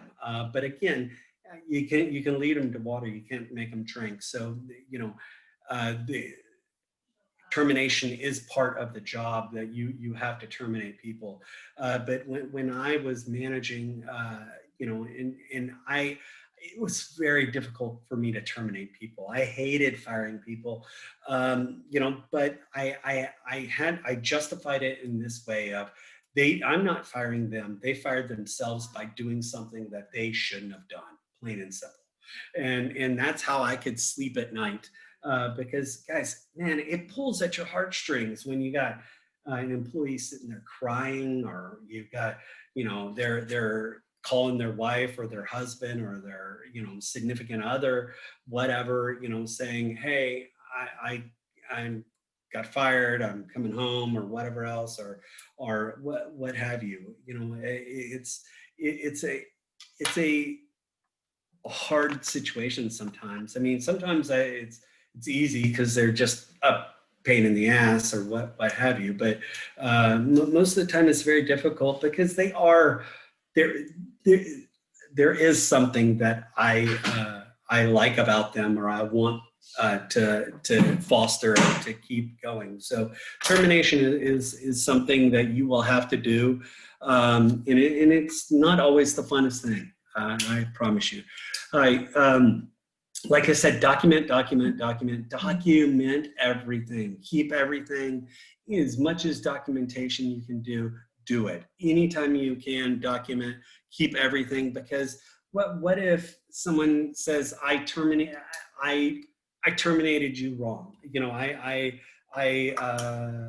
you know, because you're a woman, Melissa, I terminated you because I don't like women or whatever else. So you know, and I need to make sure that I have my documents straight. So where if Melissa says that, I can rebut that and say, well, no, here's all the, you know, A, B, C, D, here are all the things that I documented. She, you know, she's now just disgruntled and she's wanting to do this or whatever else. So the more you document, the more opportunity, or the better you get on not getting into legal action, or if you have legal action, you can easily not, you know, can get out of it a lot of the times if you have good documentation. We also used to always have a witness, so there would always be two managers involved in any kind of counseling or termination to kind of cover our backs too. Yeah, totally. Yeah, for sure. So you know, I think that is so important. You know, making sure you have other people involved for sure. So you know, that's kind of the documentation. You keep everything. Usually I usually never keep the employee like folders or whatever else in my office. I would never, or if I do, I keep them locked up in a filing cabinet, because a lot of times the chef's office is kind of open and people kind of go in and out and all of that. And I do need somewhere where it's very secure, because these are private files, private information. Let's say you did go, you know, you went to the hospital, or you need, you know, you have doctor's notes and all of that. All of those things I shove in your folder, right, in your file. And all of that is all personal information that no one should ever see other than the supervisor. So I always keep it under lock and key, and avoid people from snooping, because I know, like, you know, in some restaurants we'll keep like, you know, the saffron, you know, the saffron's kind of expensive. So we usually keep the saffron in the chef's office in a desk somewhere or whatever else, or we keep some of the more expensive items in the chef's office. So where people go in and out. So you just want to make sure it's secure. All your documentation is secure. We're pretty much done. We're gonna watch a video, and then I'm gonna talk about the project, or the section of project, the mission statement, and information we're going to be working on the project. So we'll watch this, maybe one or two videos, depending on. Of all my responsibilities as a manager, the toughest one for me is disciplining people. Depending on how long they are. And then this is only 4 minutes, so we'll watch this and then we'll go into the project. Ron just isn't performing at the level that he needs to be. Of all my responsibilities as a manager, the toughest one for me is disciplining people. Ron just isn't performing at the level that he needs to be. His main job right now is to do the weekly production report. But the only thing he seems to focus on is the company fantasy baseball league. I'd like to just ignore it, but this problem isn't fixing itself, and sooner or later, I'm going to have to do something. I just don't know what to do about Lisa. She shows up late every other day, takes breaks whenever she feels like it, and when I try to talk to her about it, she pretty much ignores me. It's confusing to me. I take pride in my work, and I don't really understand someone who doesn't.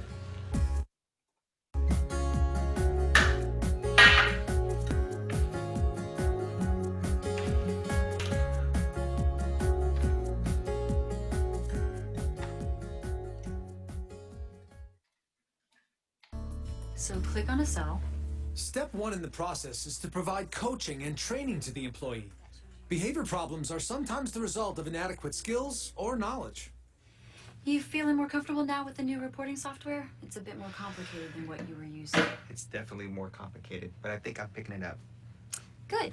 Let's get together this afternoon. We'll review some more of the new features. What do you say, 3 o'clock? Sounds good. In this beginning phase, you informally do what you can to help the employee recognize and solve the problem. Lisa.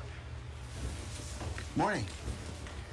Listen, I noticed you've gotten to work late 3 or 4 times in the last couple of weeks. Is there anything going on that you want to talk about or that I can help you with? No, just had some car trouble this morning, but I took care of it, so everything's good. Okay. It's just that it is important you show up on time. You've read the company guidelines about tardiness, right? You know that being on time is important here. Gary, don't worry about it, okay?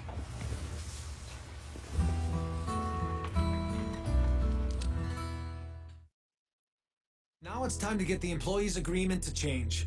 Make sure they know exactly what they're committing to. Do you agree that you'll start showing up for work on time and that you'll stop taking unauthorized breaks during your shift? I'll try. Lisa, trying won't make it happen. Now, I know you can do everything that we're asking of you because you did when you first started here. I'm asking you to make a real commitment. Okay. I'll do it. Shouldn't be a problem. Great. Ron, do you agree to get your reports in on time from now on? And to check it over to make sure any mistakes are corrected in time before the meeting? That's what I've always been trying to do. So, yes, I will get my report in on time and reduce the errors. Next, you both need to come up with an action plan together.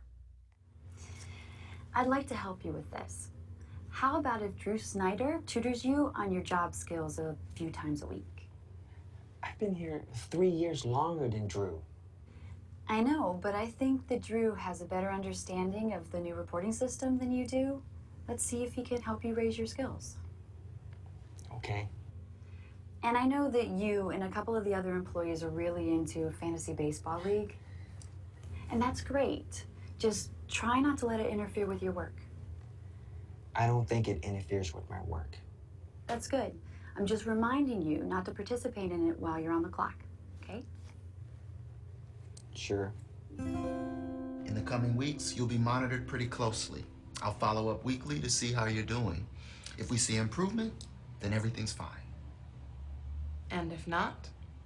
Well, if your performance doesn't improve, the next step will be a short suspension. Wow. Suspension? That won't be necessary. I can totally be here on time, and I'll call my friend back at lunchtime. Great.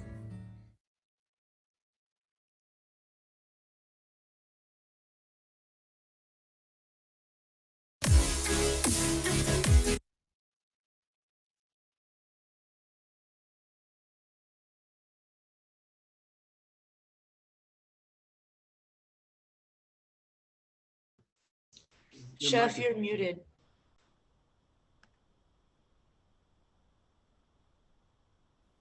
Sorry, thank you.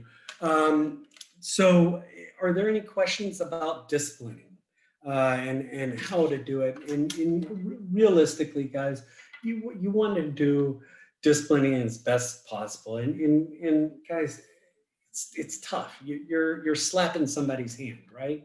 You're telling them they did wrong, and someone's going to get what I call butthurt, right? People are going to get a little sore, right? People are going to, and it's, you need to figure out a way to approach the situation properly. And that's why, why it's important to train your management staff on how to manage. There are companies that will send managers out to kind of a manager's class or a manager's course. That is something very important that you really think, you should really think about when you're dealing with, when you're hiring managers or hiring people, because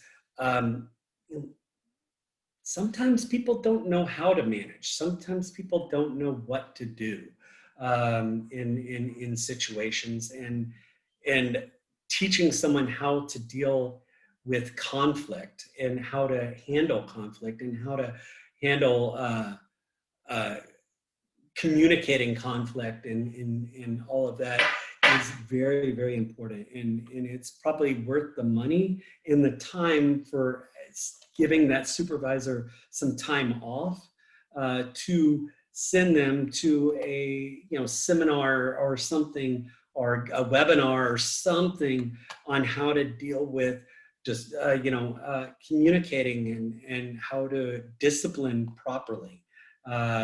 Positive discipline, not negative discipline. Those are the things that I think are very important. All right, now I am going to share my screen and I'm going to show you some examples of what I would like you to do for this weekend for your homework. Okay, now let's see. And the examples are going to be on the portal. Okay, here is, can everybody see the portal? Yes? Yes, yes. Okay, cool. Yes, sir. So if you scroll down, and guys, I don't know why, because today's day 10, right? So I don't know why day 10 is in week 3, but it is. But you click on day 10, right there. And here is the PowerPoint link right here for today's PowerPoint. These 2 links right here are the links to some examples of what I need you to do for this weekend. And so I'm going to pull up these examples real quick.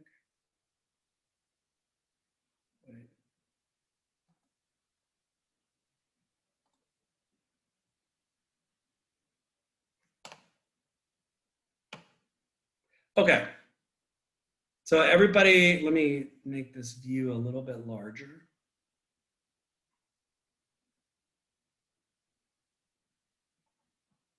Can everybody see that? Yes, sir. Okay. Yes. Heidi, will you read this out for me? Yes, chef. Name: The Mobile Gourmand. Concept: a food truck basing the menu around gourmet snacks and enticing the customers to a quick and flavorful yet satisfying experience. Mission statement: to reinvigorate the snack food scene with new ideas, French techniques, and many more culinary styles, and to also provide a flavor profile that will shock communities everywhere. Our goal is to create a fun atmosphere where people can enjoy a nice snack from a recyclable container, endorsing green living and providing the community with fresh and enjoyable food. The customers of this establishment can come and enjoy healthy, gluten-free food. Okay, so thank you. So this is what I'm wanting you to do, okay? And what I want you to do is, now the name of your restaurant might change. Your name of your business might change. But what I'm wanting you to come up with is a concept, okay? A concept. What I want is a concept and a mission statement. That's the very first 2 things I need for your project. And we're going to be kind of doing a step-by-step project, but the concept and a mission statement. Concept is basically what it is.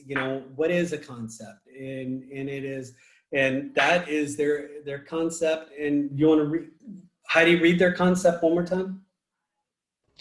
Concept: a food truck basing the menu around gourmet snacks and enticing the customers to a quick and flavorful yet satisfying experience.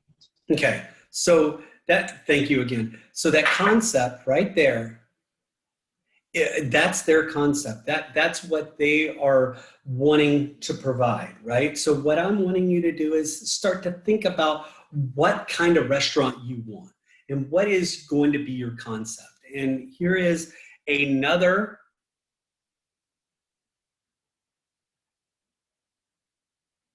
one right here. Can someone read this concept out, or read this one out loud? I don't care who. Centrigo. The concept for my restaurant will be a completely gluten-free menu. The name will be called Centrigo, which means without wheat in Spanish. The menu will consist of authentic gluten-free Hispanic food. The best location for a restaurant like this would be in any big city, somewhere that people are more conscientious about their food. To start out, Centrigo will be a food truck until it grows big enough that I am able to afford buying a building for it. My restaurant would have to be in a city where there's a bigger population and a better chance of individuals coming to my restaurant. Mission statement. Our mission is to serve authentic, gluten-free Hispanic food while also sourcing our ingredients from local farmers and small businesses. Great, thank you so much.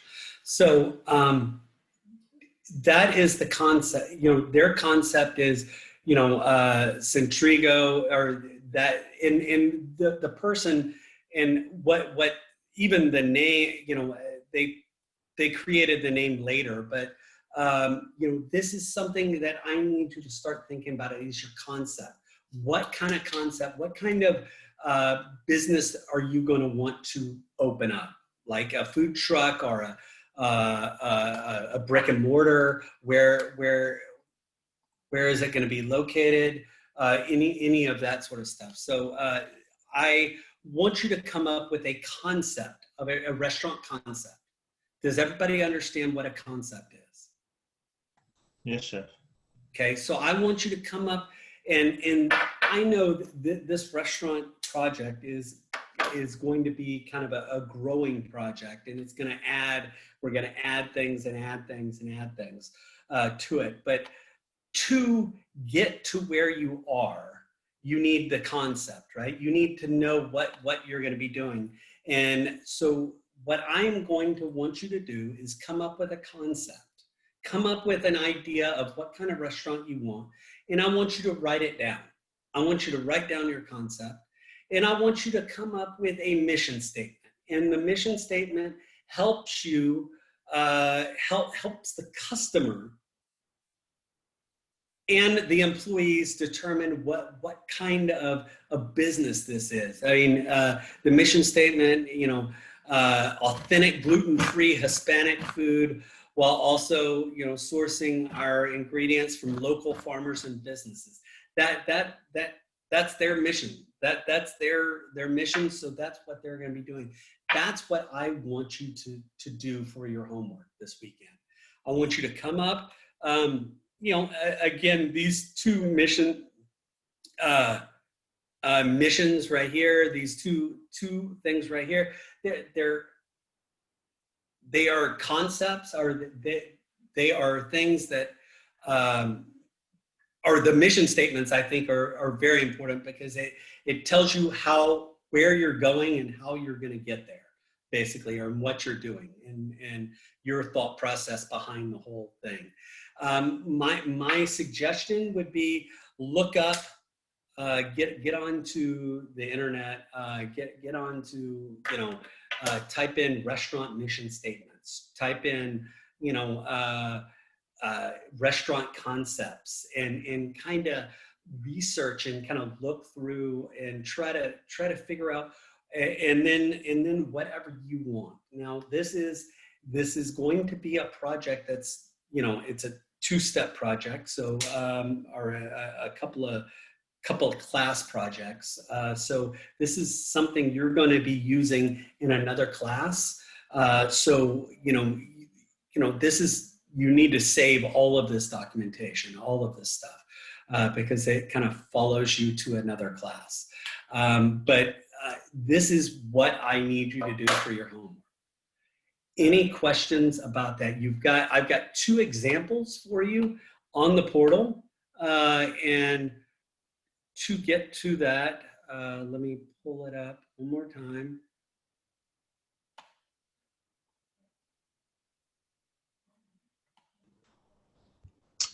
Hey, chef, what was the other word you said first? Concepts, No, not that one, the other one.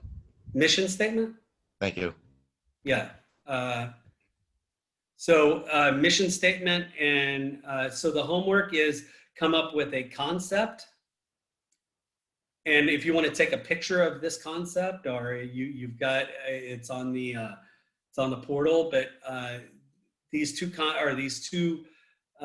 things are on the portal for you to access. And I'll look through my email and see if I can find any more to post in the portal for you to do it. But what I need you to do is, once you come up with this, I want this done in a Google, like Google Docs or whatever else.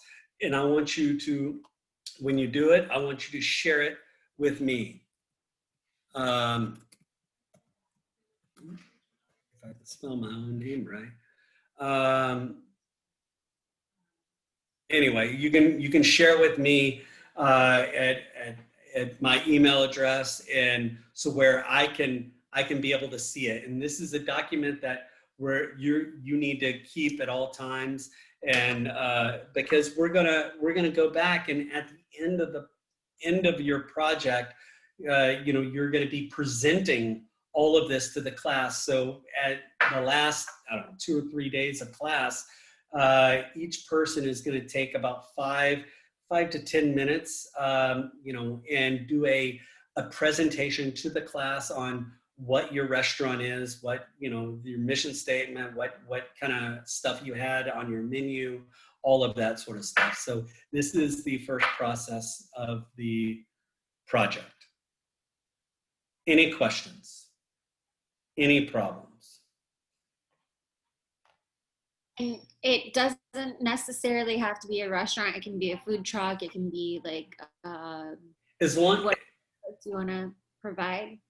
As long as, I don't want it to be a shoe store. I don't want it to be like I want it to be some sort of food service establishment, if you will. Because I'm going to get you later on, I'm going to have to get you to cost out recipes. So you're going to be costing out 9 recipes. So it's something, it doesn't have to be like a restaurant. It could be a pastry place, somewhere where you get pastries, or it could be a food truck. It could be a catering operation. It could be, it could be anything that you produce. You sell food. It could be a bar, a bar that you sell food. It could be anything like that. Good to go. Thank you, Jeff. Yeah, of course. So, and again, this is the first time maybe your concept might change, and your mission statement might change throughout the next few weeks, but this is the start of the project. So this, and I try to give you little bites of it at a time instead of handing you the come here. Sorry, my dog's creating an issue. But that is what, come here. But that's kind of what you need to do. Any questions, problems, concerns, issues? We good? Everybody understand what needs to happen for Monday? Yes. Yes, chef. Okay. Now, if you need anything, I am here in Austin. I'm back. Back at home. So if you need anything, I'm not traveling this weekend. I'm not doing anything. I'm just chilling at the house. So if you need anything, you can email me, call me, or text me if you have any questions on the project. Other than that, if you could share that with me. Now, if throughout the weekend, if you share it with me on Monday, I'm not going to have time Monday morning to look at them all. So I I will look at them and kind of give you feedback, but it might not be before class. If you give it to me, like write it when I'm asleep on Sunday night or something like that. But other than that, that is it. Now, someone was asking me in an email, and I'm going to just kind of ask or talk to everybody about it, but someone was asking me about the attendance policy. The attendance policy is, okay, I think, and I think you can miss up to I think four consecutive days without getting kicked out. Without getting kicked out.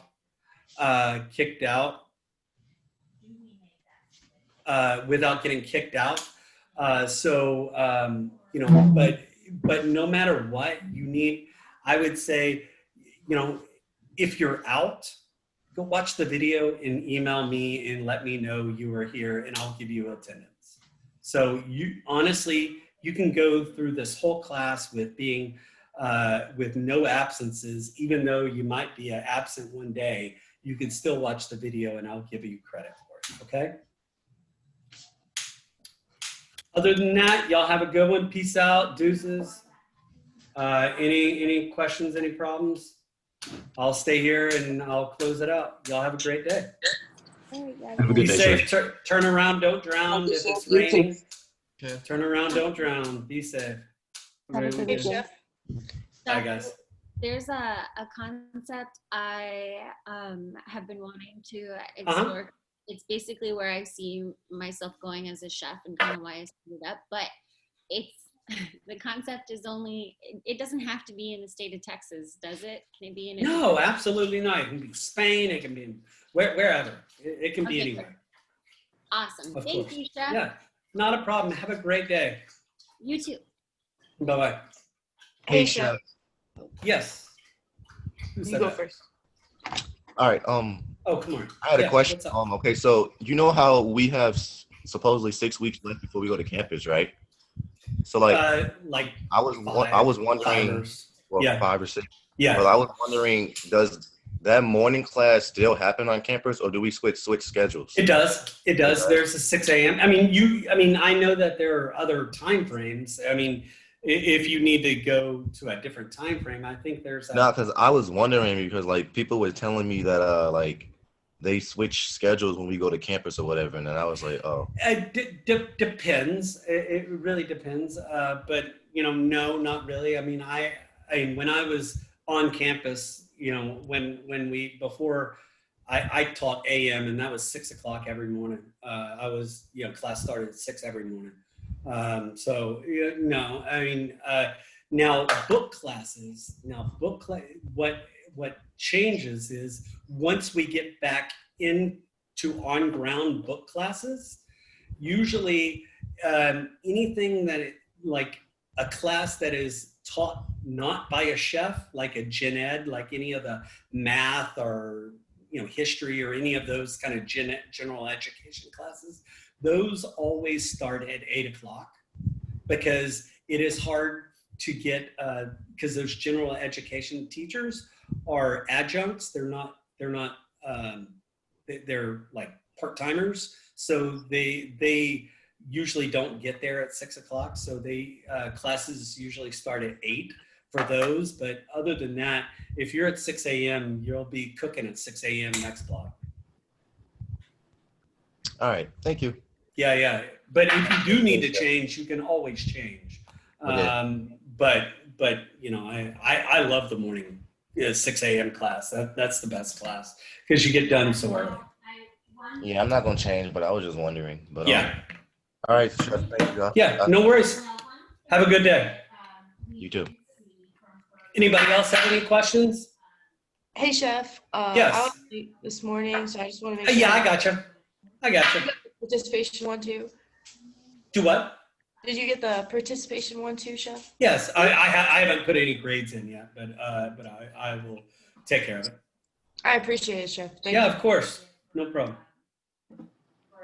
Anybody else have any questions before I? Yes, Chef. I I was late for class the other day, and I know that you saw me come in, but Did I mark you called absent? me. Luigi Oh. called me later and told me that I was.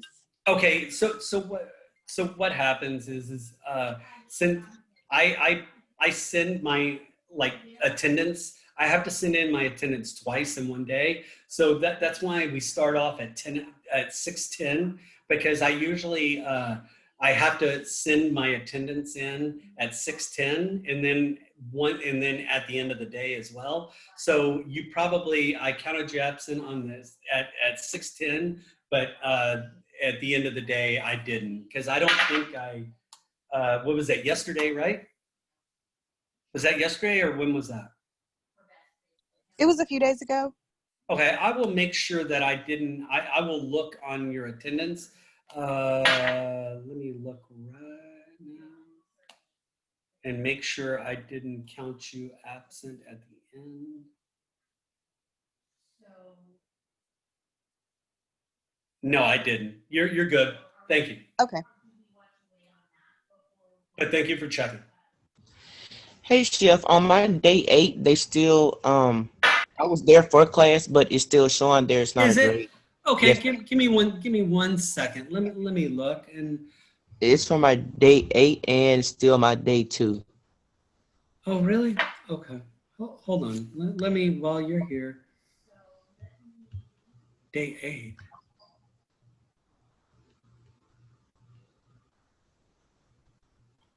Hold on.